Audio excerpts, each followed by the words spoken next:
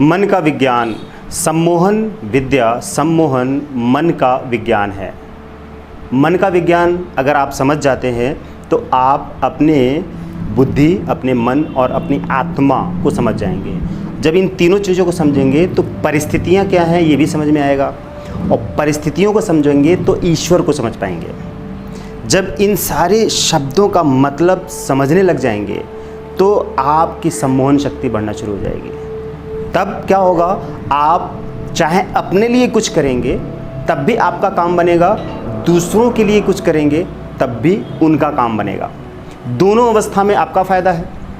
अगर आप सचमुच एक अच्छा एक्सपर्ट हिप्नोटिस्ट बनना चाहते हैं, एक्सपर्ट बनना चाहते हैं, स्पेशलिस्ट बनना चाहते हैं, तो मन के विज्ञान को समझिए। मन के विज्ञान को समझने के लिए जैसा कि अभी मैंने बताया कि आपको मन को समझना होगा। मन क्या है?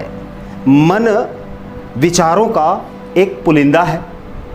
विचार जहाँ जमा होते हैं मन के अंदर, एक पोटली है, एक टोकरी है, एक डब्बा है, कुछ भी समझ लीजिए, जिसमें कि ढेर सारे विचार स्टोर होते हैं। और वे सारे विचार मस्तिष्क से प्रभावित होते हैं।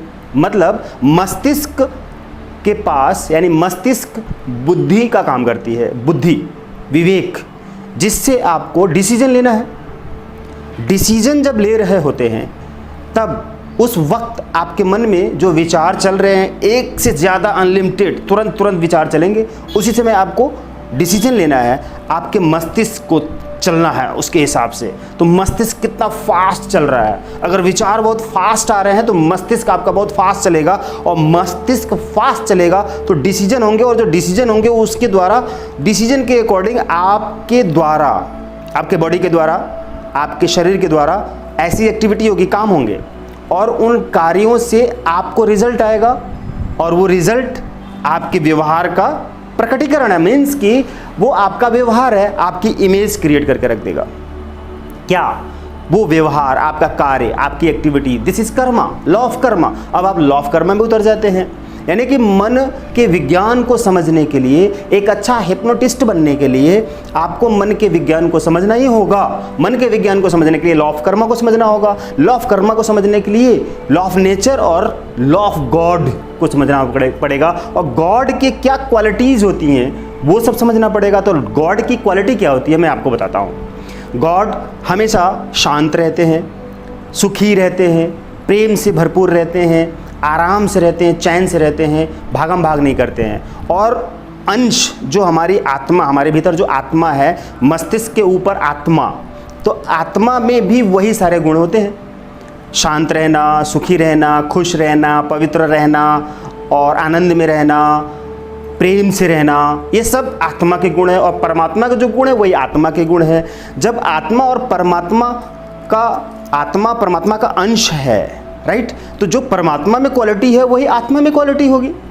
जब आत्मा में पावर यानी शक्ति की क्वालिटी है, आत्मा के भीतर शक्ति है, शक्ति, आत्मा शक्ति यानी कि आत्मशक्ति।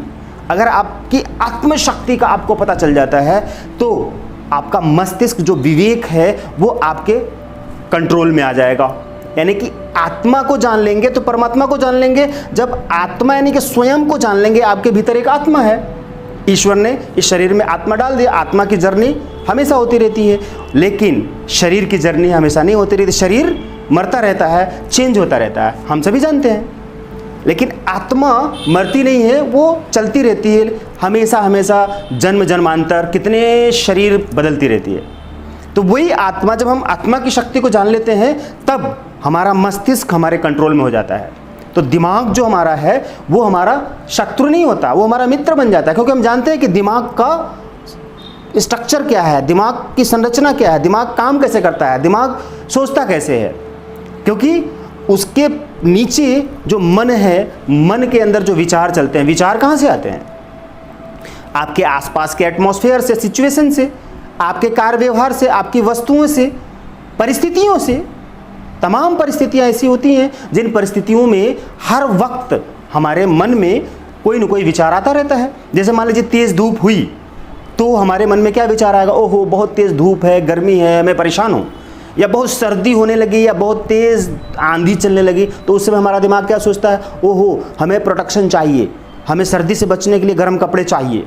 तुरंत हमारे मन में ऐसे विचार आते हैं और दिमाग डिसीजन देता है, यानी कि बुद्धि डिसीजन देती है, कहती है कि यस सर्दियाँ स्टार्ट हो गई, अब आपको गर्म कपड़े ले लेने चाहिए। डिसीजन लिया और आप चले गए दुकान पर और वो गर्म कपड़े, स्वेटर, जैकेट कुछ भी खरीद के ले आते हैं या घर में हीटर चलाते हैं, क्योंकि सर्दी से बचना है तो गर्मी पैदा करनी पड़ेगी। तो आपने गर्मी बना ली। उसी तरह से अंधेरे से बचना है, लाइट चली गई, ओ अब क्या करना है, कैंडल जलाना है। मस्तिष्क ने डिसीजन लिया कैंडल जलाना है, क्योंकि मन में विचार आया अंधेरा हो गया अब उजाला चाहिए। तो वो विचार, उस विचार की वजह से हमें नीड क्रिएट हो गई, सिचुएशन चेंज हो रही है, अंधेरा हो रहा है, उजाला हो रहा है, बरसात हो रही है, गर्मी हो रही है, सर्दी हो रही है, ये सब सिचुएशन चेंज हो रही है। जैसे आजकल कोरोना है, कोरोना एक सिचुएशन है, परिस्थिति है, वायरस, जिसकी वजह से हमें खांसी, सर्दी, जुकाम, बुखार होता है और हम बीमार पड़ते हैं और हमारे लिए मौत का कारण बनता ही है। तो हमें उससे बचने के लिए एक परिस्थिति है, कोरोना वायरस एक परिस्थिति है, उसी परिस्थिति से बचने के लिए हम सैनिटाइजर यूज कर रहे हैं, मास्क यूज कर रहे हैं, बच रहे हैं, सोशल डिस्टेंस फॉलो कर रहे हैं, फालतू नहीं निकल रहे हैं। तो क्या हुआ, वर्क फ्रॉम होम भी कर रहे हैं, तो क्या हुआ, यानी कि परिस्थिति बदली और हमारे मन के विचार बदले, बुद्धि ने डिसीजन लिया, ओके मास्क पहनो, सैनिटाइजर लगाओ वगैरह ये सब। अब यहाँ पर आत्मा, यानी कि जिन लोगों को ये ज्ञान है कि आत्मा हूँ मैं, आत्म शक्ति क्या है, शांत रहना है, रिलैक्स रहना है, परिस्थितियाँ बदलेंगी, परिस्थितियाँ बदलेंगी। परिस्थितियाँ अभी नहीं थी, कोरोना की परिस्थिति नहीं थी, अब है, लेकिन अब नहीं होगी, एक टाइम पर नहीं होगी। जैसे पहले एड्स नहीं था, आया चला गया, निमोनिया नहीं थी, आई चली गई, कैंसर भी इसी तरह से, कुछ और जैसे प्लेग नहीं था, आया चला गया वगैरह। इस तरह की तमाम परिस्थितियां बदलती रहती हैं। परिस्थितियों के हिसाब से हमारे मन में विचार आते हैं, हमारे विचारों के हिसाब से हमारी बुद्धि सोचती है, डिसीजन लेती है, और डिसीजन लेने के बाद जो उस डिसीजन में जो हमारी आत्मा होती है, आत्मिक शक्ति होती है, वो शक्ति हमारे काम आती है। वो शक्ति ही हमें इन परिस्थितियों में सर्वाइव करने की शक्ति देती है, आत्मशक्ति। उसी आत्मा के दम पर, आत्मा के बल पर हम ईश्वर परमेश्वर को याद करते हैं, उसके कनेक्शन रहते हैं। परमेश्वर हमें गाइड करते हैं, ईश्वर हमें गाइड करते हैं। अब इन सारी चीज़ों को समझना है, तभी आप एक अच्छे हिप्नोटिस्ट बन पाएंगे। ऐसा नहीं है कि आप एक किताब पढ़ेंगे, आप वीडियो में देखेंगे, आप कोई टिप्स सुनेंगे और आप किसी को हिप्नोटाइज करेंगे, वो हिप्नोटाइज हो जाएगा, ऐसा नहीं होगा। एक प्रैक्टिकल है, ये एक लंबी प्रक्रिया है, एक प्रैक्टिस, आपको एक प्रैक्टिस के दौरान गुजरना पड़ेगा, आपको प्रैक्टिकल करना पड़ेगा। प्रैक्टिकल में इन सारी चीज़ों को समझना पड़ेगा। जब आप इन सारी चीज़ों को समझेंगे तभी आप रियल में हिप्नोटिस्ट कर पाएंगे, हिप्नोटिस्ट बन पाएंगे और किसी को हिप्नोटाइज कर पाएंगे और उससे अपने मन की बात पूरी करा लेंगे। यही है मन का विज्ञान। सम्मोहन विद्या को समझने के लिए मन के विज्ञान को समझना पड़ेगा। This is science of mind. आप अपने इस विज्ञान को समझिए, यानी कि विस्तृत ज्ञान को समझिए, फिर देखिए आपकी सम्मोहन शक्ति कैसे बढ़ जाती है। आप नॉर्मल इंसान हैं, कोई भी ज़्यादा पढ़े लिखे नहीं है, फिर भी आप सम्मोहन विद्या को सीखकर अपनी बात दूसरों से मनवा लेंगे।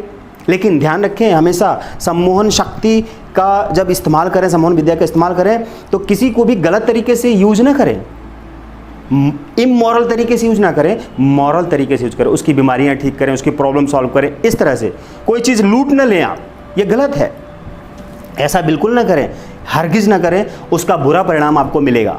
इसलिए आप हमसे जुड़े रहें, व्हाट्सएप पे कांटेक्ट करें। अगर आपको हिप्नोटाइज करने का, हिप्नोसिस का कोर्स करना है ऑनलाइन घर बैठे, तो आप कांटेक्ट करें।